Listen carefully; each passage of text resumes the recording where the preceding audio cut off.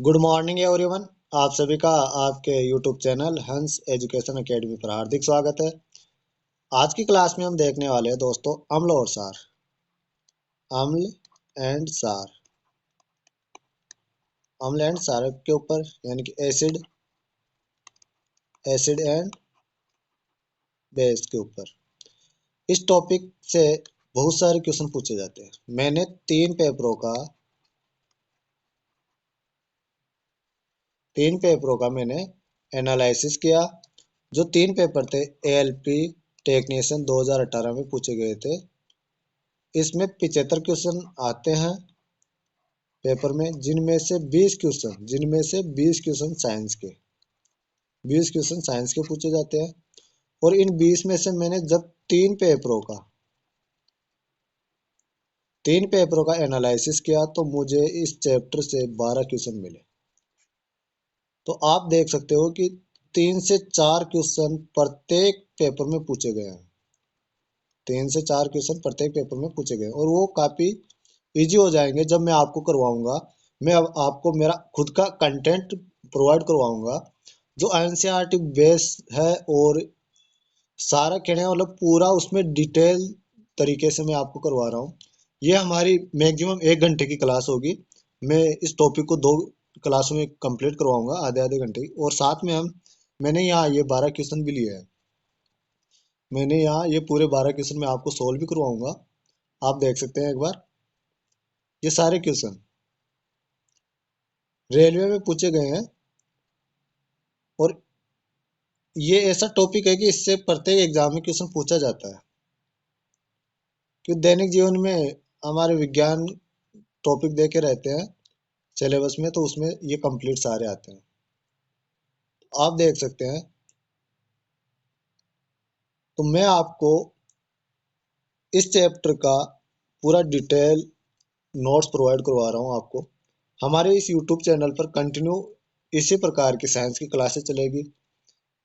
पूरा एनालिसिस करके आपके लिए कंटेंट उपलब्ध करवाया जाएगा। तो ये क्लासेस शुरू से लेके एंड तक देखिए और नोट्स बनाते जाइए। आप अपने नोट्स बनाइए। नोट्स बनाने से क्या आप मल्टीपल टाइम्स रिवीजन कर सकते हैं और जितना ज़्यादा रिवीजन करोगे आपको क्वेश्चन सोल्व करने में उतनी ही अधिक आसानी रहेगी। मेरा टारगेट है 20 में से आपको 20 नंबर दिलाना।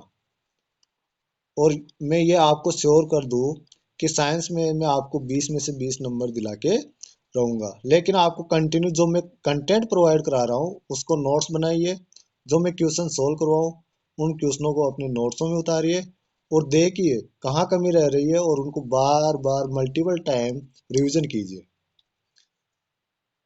तो चलिए दोस्तों, आज की क्लास हम स्टार्ट करते हैं। अगर आपको ये वीडियो अच्छा लगे तो इसे लाइक करना, शेयर करना और हमारे चैनल को सब्सक्राइब जरूर करना। और आपको बेल आइकन दबाना ना भूले।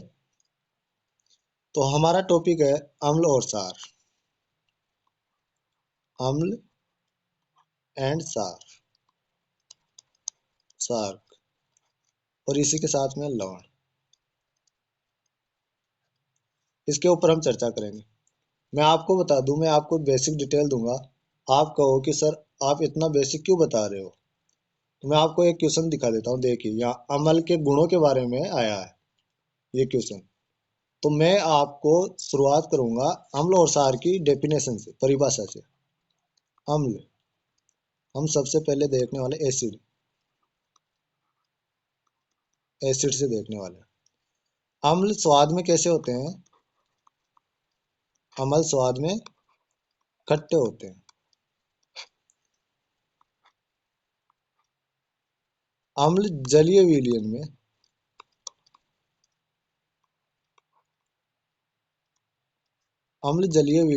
H+ आयन देते हैं। और अम्ल जो होते हैं वो नीले लिटमस पत्र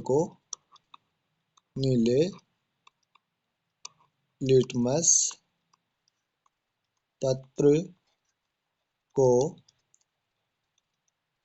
लाल कर देते हैं।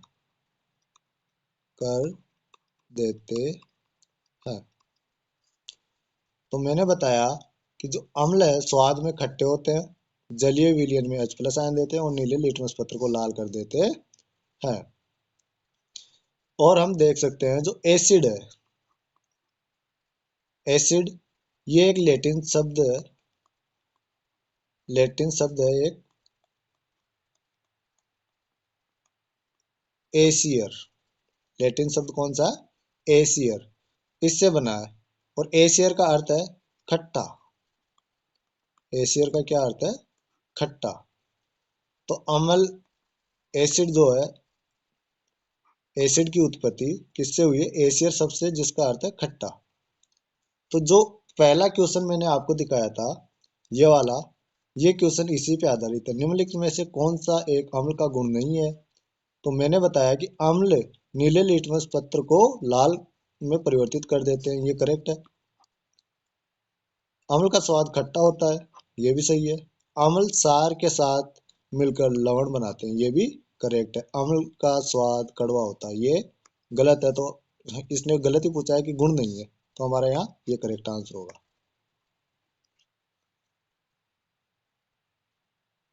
अब देखिए, अब हम इस पर वापस आते हैं। हम अम्लों के गुण भी पढ़ने वाले हैं, लेकिन मैं आपको पहले बता दूं कि जो हमने लिखा यहाँ लिटमस पत्र, ये लिटमस पत्र होता क्या है? तो लिटमस पत्र एक सूचक है। तो अब हम सूचक के बारे में पढ़ेंगे, हम सूचकों के बारे में पढ़ेंगे। सूचक, अब सूचक होते हैं दो प्रकार के, एक प्राकृतिक सूचक होते हैं और एक होते हैं कृत्रिम सूचक। कृत्रिम सूचक, प्राकृतिक सूचक तो प्रकृति में स्वतंत्र रूप में पाए जाते हैं पहले से ही, लेकिन कृत्रिम सूचकों में क्या होता है? ये मानव द्वारा निर्मित होते हैं। तो प्राकृतिक सूचकों का मैं आपको एग्जांपल दे दूं तो सबसे अच्छा एग्जांपल है हल्दी। सबसे अच्छा एग्जांपल हल्दी है। दूसरा मैं आपको बताऊं तो दूसरा एग्जांपल है गुड़हल। गुड़हल की जो पंखुड़ियां होती है वो, गुड़हल की पंखुड़ियां। तीसरा एग्जांपल यहाँ होगा लाल पत्ता गोभी। लाल पत्ता गोभी। चौथा होगा हमारा हाइड्रे हाइड्रेंजिया। हाइड्रेंजिया, हाइड्रेंजिया का फूल या पंखुड़ी, जो पत्ती होती है वो। पांचवा होगा हमारा पेटूनिया। पेटूनिया की पंखुड़ियां जो होती है वो। और छठा होगा हमारा जेरानियम। जेरानियम की पत्तियां। एक सातवां है जो मैंने आपको बताया, लिटमस। क्या बताया मैंने? लिटमस। लिटमस। तो ये सात हो गए। ये सभी सातों के सातों क्या है? ये सातों एक प्राकृतिक सूचक है। हल्दी, गुड़हल की पंखुड़िया, लाल पत्ता गोभी, हाइड्रेंजिया, पेटूनिया, जेरानियम और लिटमस। अब आते हैं हम कृत्रिम पर। कृत्रिम दो है, एक है मेथिल मेथिल ऑरेंज। एक तो है मेथिल ऑरेंज और दूसरा है फिनोल्फथेलीन। फिनोल फिनोल्फथेलीन। फिनोल्फथेलीन। मैं आपको बता दूं कि फिनोल्फथेलीन है, ये अगर अम्लीय होगा तो अम्लीय में किसी भी प्रकार का रंग नहीं दिखाएगा, रंगहीन होगा। लेकिन अगर क्षारीय होगा, क्या होगा? क्षार को होगा तो ये गुलाबी रंग दिखाएगा। कैसा? गुलाबी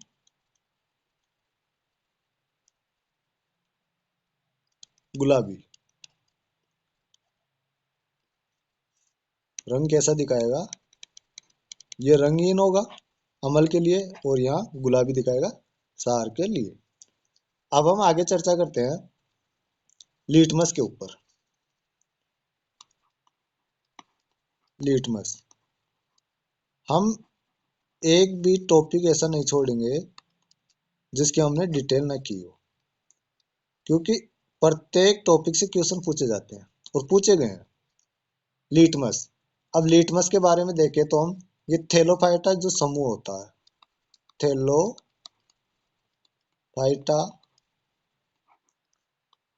समूह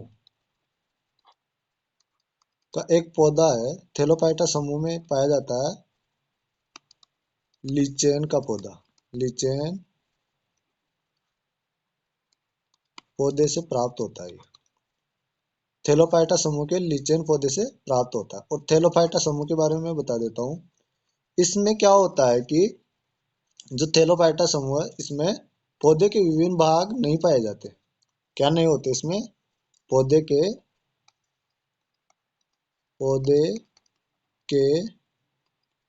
विभिन्न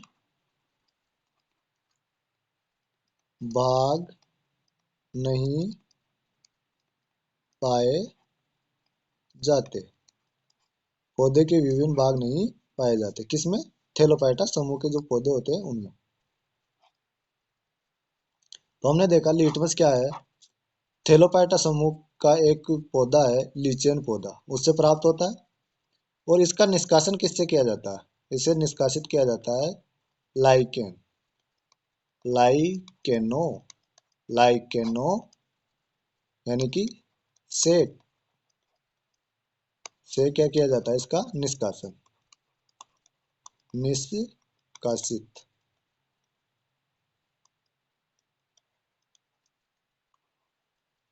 किया जाता है।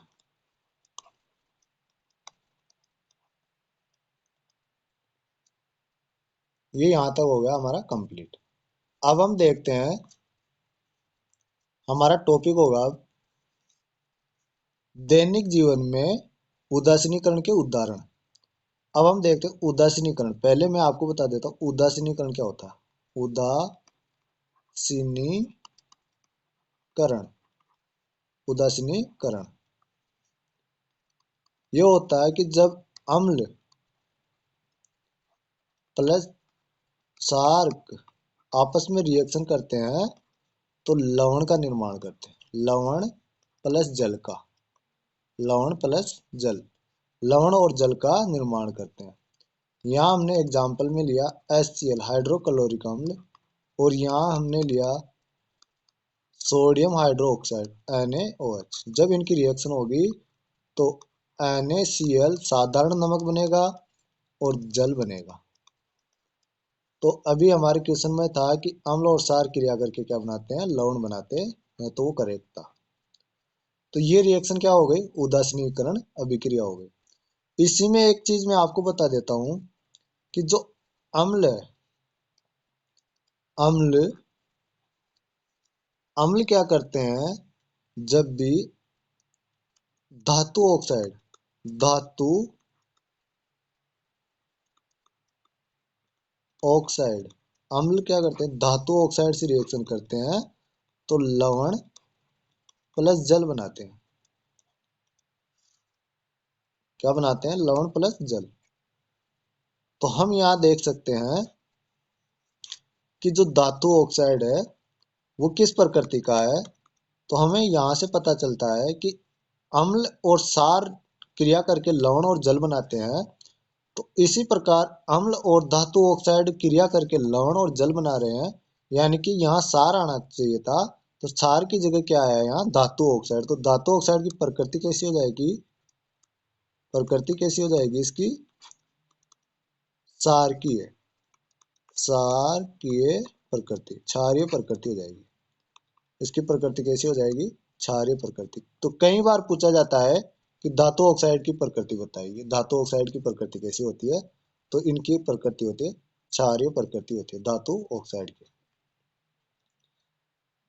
अब आप ये बोलेंगे कि धातु ऑक्साइड होता क्या है, कि धातु के साथ में ऑक्सीजन जुड़ा हो उसे कहते हैं धातु ऑक्साइड। जैसे कैल्शियम ऑक्साइड, ये एक क्षारीय प्रकृति का होता है। जैसे जेडनो, तो ये क्या है, क्षारीय प्रकृति के हैं। अब मैं दूसरी रिएक्शन लिख रहा हूं। अब दूसरी में मैं यहां ले लेता हूं अधात्विक, अधात्विक, अधात्विक ऑक्साइड। अधात्विक ऑक्साइड प्लस क्षार। तो ये भी रिएक्शन करके क्या बना रहे हैं, ये भी रिएक्शन करके लवण प्लस जल बनाते हैं, लवण और जल का निर्माण करते हैं। तो हम यहाँ देखते हैं कि यहाँ अम्लों की जगह क्या आया है, अधात्विक ऑक्साइड, और यहाँ क्षार। तो हम कह सकते हैं कि अधात्विक ऑक्साइड की प्रकृति कैसी होती है, इसकी प्रकृति कैसी हो जाएगी, इसकी प्रकृति जो होगी वो होगी अम्लीय प्रकृति, अम्लीय प्रकृति। तो हम नोट करके लिखेंगे अब, और ये काफी इंपॉर्टेंट है। धातु ऑक्साइडों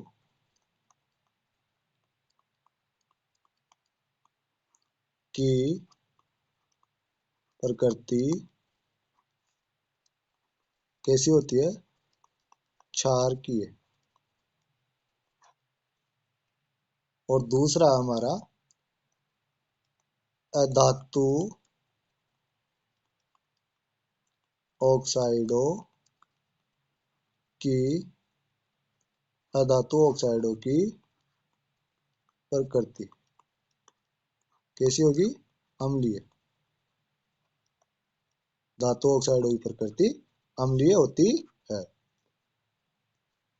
अब आगे देखिए। अब हम देखते हैं कि दैनिक जीवन में उदासीनीकरण के उदाहरण। दैनिक जीवन में उदासीनीकरण के उदाहरण। दैनिक जीवन में उदासीनीकरण के उदाहरण, तो ये काफी इंपॉर्टेंट है, इससे पक्का है क्वेश्चन आता ही आता है। तो सबसे पहले हमारा उदाहरण होगा अपाचन। अपाचन कौन सा होगा हमारा, अपाचन। अपाचन को हम क्या कहते हैं, अति अम्ल, अति अम्लता, अति अम्लता, अपाचन या अति अम्लता। तो इसमें होता क्या है, अब आप ये पूछोगे अपाचन क्या होता है सर, अति अम्लता क्या होती है। तो इसका मतलब है कि हमारा जो शरीर है उसकी पाचन क्रिया से संबंधित होगा ये। तो हमारे शरीर में, हमारे उदर में जो हमारा आमाशय होता है, आमाशय, आमाशय में हाइड्रोक्लोरिक अम्ल HCl, हाइड्रोक्लोरिक अम्ल पाया जाता है, हाइड्रोक्लोरिक अम्ल पाया जाता है। और इसका पीएच मान, इसका पीएच मान लगभग होता है 1.2। पीएच मान कितना होता है इसका, लगभग 1.2। जब इसकी, किसकी, HCl की मात्रा बढ़ जाए, मान बढ़ जाए, मात्रा क्या हो जाए, अधिक हो जाए, यानी कि आधिक्य हो जाए, HCl का हमारे शरीर में, हमारे पेट में, उदर में आधिक्य हो जाए, तब हमारी होती है अति अम्लता या अपाचन। इस स्थिति में हम यूज करते हैं, यानी कि इसके आधिक्य को कम करने के लिए हम यूज करते हैं MgOH का होल ट्वाइस, और इसका नाम है magnesium hydro oxide. Magnesium hydro oxide, इसे कहते हैं milk of magnesia, milk of magnesia. इसका नाम क्या है? Milk of magnesia. और इसकी प्रकृति कैसी होती है? इसकी प्रकृति होती है, क्योंकि ये OH समूह जुड़ा हुआ है, OH समूह होता है क्षार के साथ, तो इसकी प्रकृति कैसी होगी? क्षार की है, बेसिक क्षार की है। ये क्या है? एक क्षार का है। अब क्षार को हम साथ में अम्ल के साथ में मिलाएंगे तो ये इसकी मात्रा को कम कर देगा। ये क्या है? दुर्बल है, दुर्बल क्षार ही है,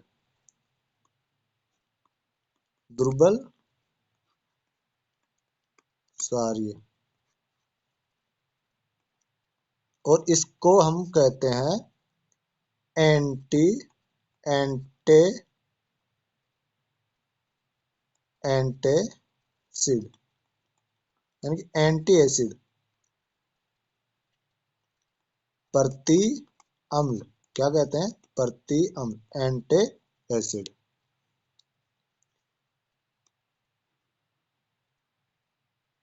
MgOH का होल ट्वाइस।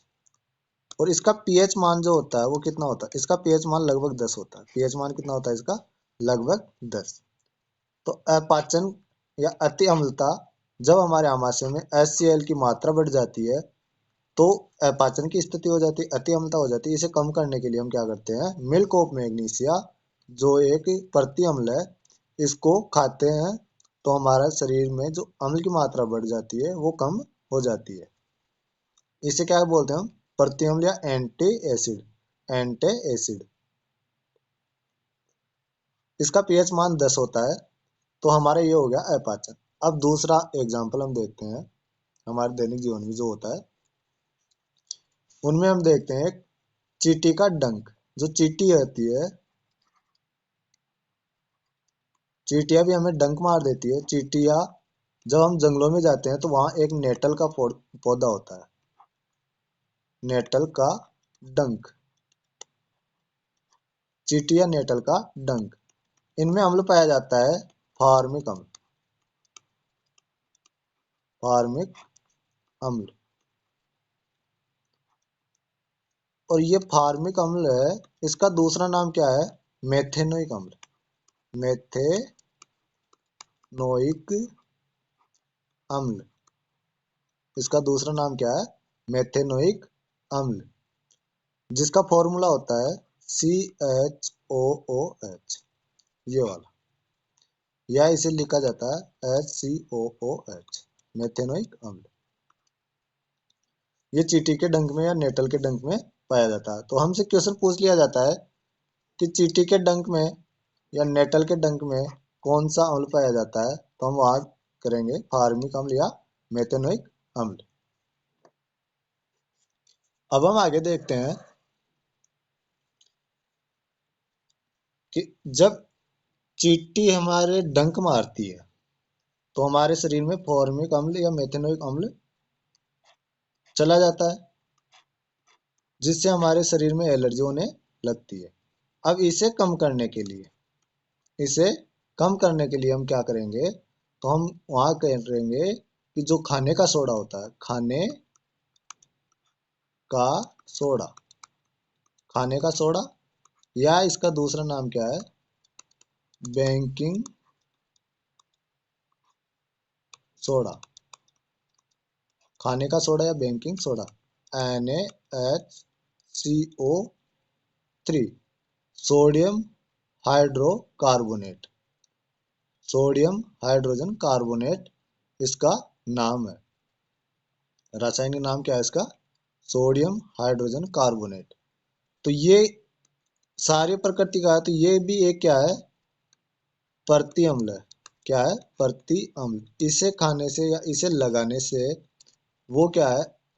जो फॉर्मिक अम्ल है उसका असर कम होगा हमारे शरीर में।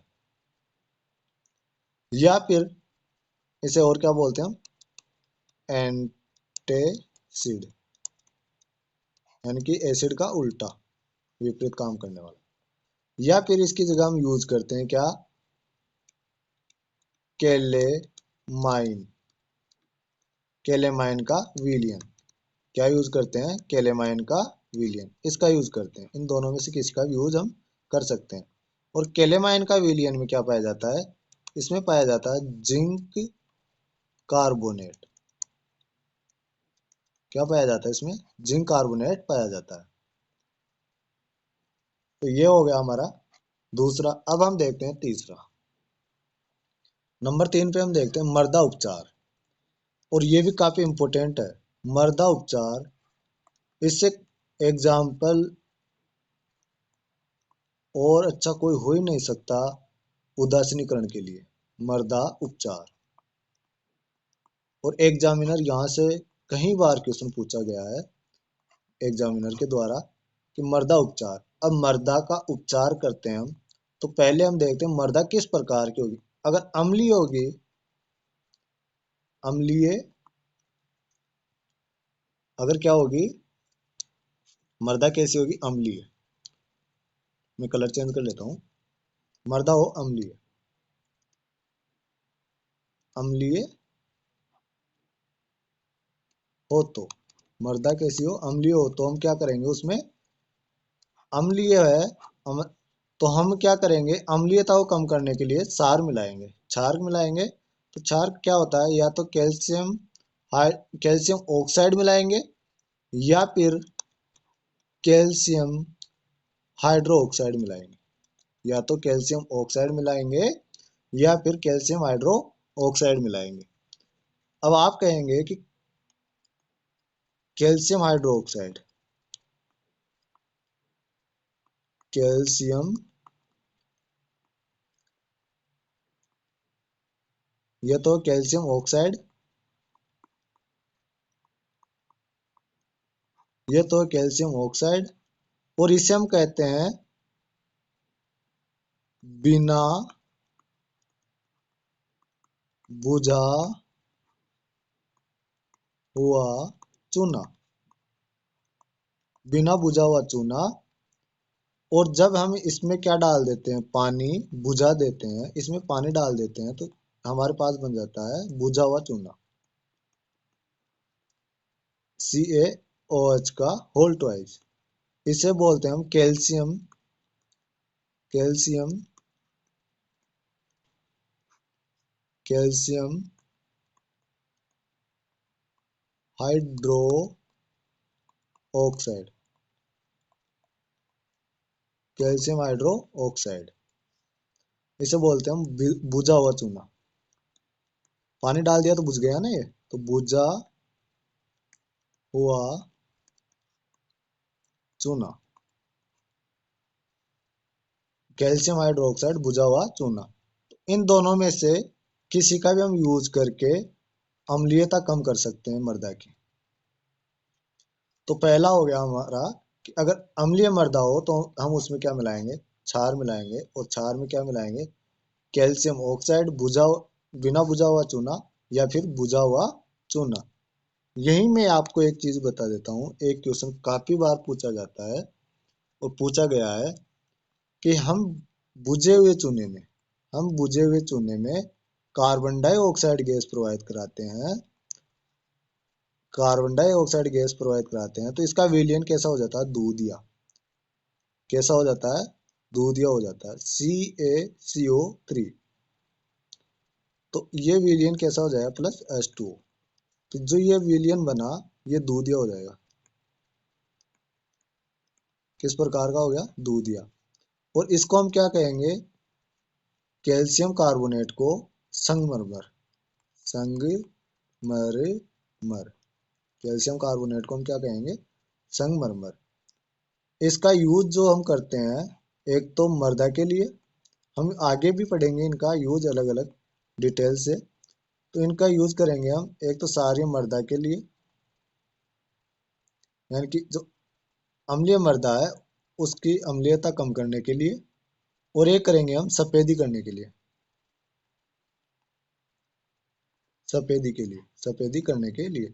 जैसे हम सफेदी करते हैं 3-4 दिन बाद में हमें सफेदी में चमक दिखाई देती है, और वो चमक क्यों दिखाई देती है, वो इसके कारण दिखाई देती है, कैल्शियम कार्बोनेट बन जाता है। और कैल्शियम ऑक्साइड का यूज करते हैं हम सीमेंट निर्माण में, सीमेंट निर्माण में। अब हम आगे देखते हैं कि मर्दा कैसी हो, वो हमारा पहला हो गया। ये हमारा दूसरा है। अगर मर्दा, यहाँ लिख लेता हूं मैं, मर्दा कैसी हो,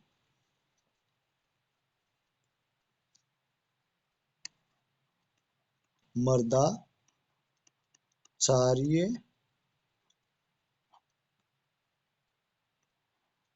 क्षारकीय हो, यानी कि मर्दा में क्षार की मात्रा ज्यादा हो। तो अब हम क्या करेंगे, इसमें मिलाएंगे हम जिप्सम। क्या मिलाएंगे इसमें हम, जिप्सम मिलाएंगे। और जिप्सम होता क्या है, जिप्सम में कैल्शियम पाया जाता है, कैल्शियम एंड सल्फर पाया जाता है। जिप्सम में क्या पाया जाता है, कैल्शियम और सल्फर। जिप्सम का जो फॉर्मूला है वो होता है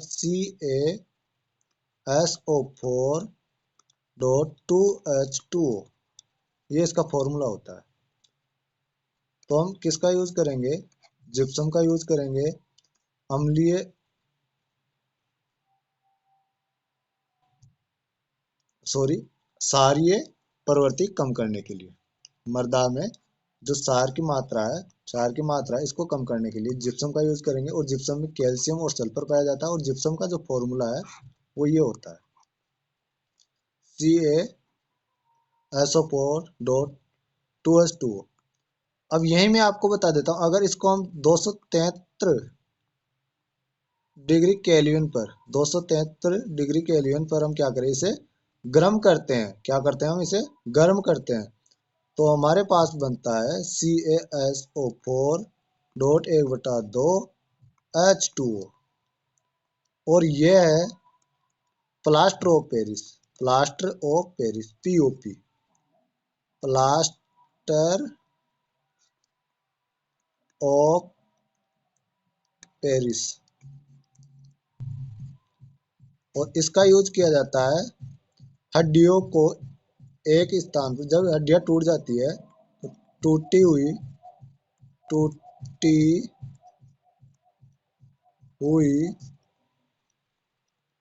हड्डियों को स्थिर करने के लिए।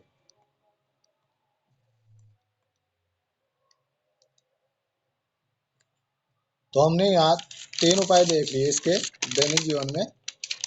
तो चलिए दोस्तों, हम अपनी क्लास आज यहीं तक समाप्त करते हैं। हम आगे देखेंगे अगली क्लास में अगले टॉपिक।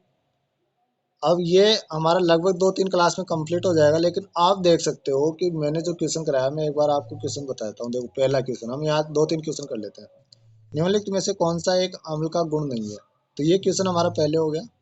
उसके बाद में देखिए हमारा अगला जो क्वेश्चन होगा, ये वाला क्वेश्चन देखिए। ये भी अभी नहीं होगा, मैं आपको आगे बताऊंगा कि ये किस प्रकार से होगा। ये भी अभी नहीं होगा। चलो, इस आधार पर ये देखिए, ये क्वेश्चन होता है, अभी मैंने बताया नहीं आपको।